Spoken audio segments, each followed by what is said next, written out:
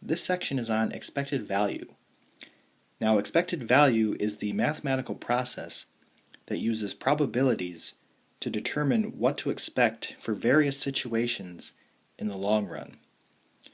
You may have heard the phrase long-term average. That's really referring to the expected value. So to find the expected value, we want to multiply each possible outcome by its probability and then add these products. So for question number 1, we have a table, and the table shows claims and their probabilities for an insurance company. And you'll notice that the probabilities are expressed as decimals. So that's okay. You can express a probability as a fraction or as a decimal. Either one's okay. So part A says calculate the expected value. So I want to take each of my amounts and multiply them by their corresponding probabilities. And then I want to add the results.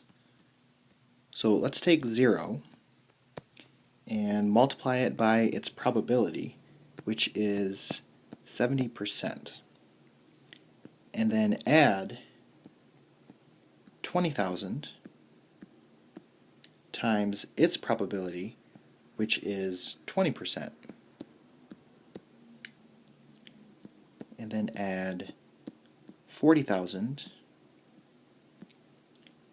times 6%.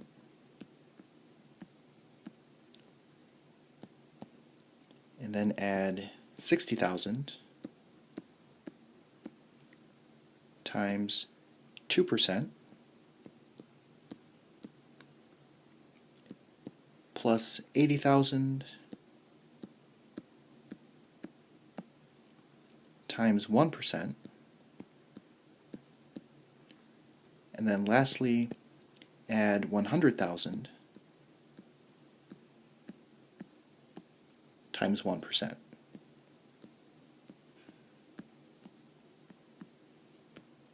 So if you type this into the calculator,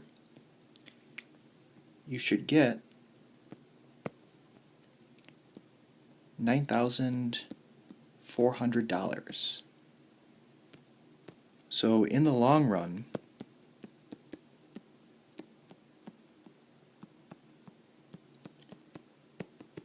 this will be the average cost of a claim.